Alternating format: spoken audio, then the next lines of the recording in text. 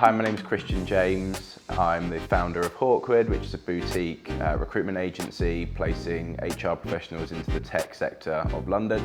So obviously, like running my own small business, I don't necessarily have lots of people I can kind of learn from day to day, but I think the Jolt modules just seem hugely relevant for what I'm doing. I like the idea of being accountable to other people by coming to an actual session and meeting other kind of like-minded people. Jolt is a session where you can kind of spend 1 to 3 hours specifically focusing on one particular topic, so it really helps to actually kind of absorb that information, I would say, doing the actual work rather than just kind of reading about it really. I think if you are someone who has like dreams of launching some sort of creative project or a business, you should just be lapping up any source of knowledge that you can to help you do that, because there's just so much out there, and why wait, really?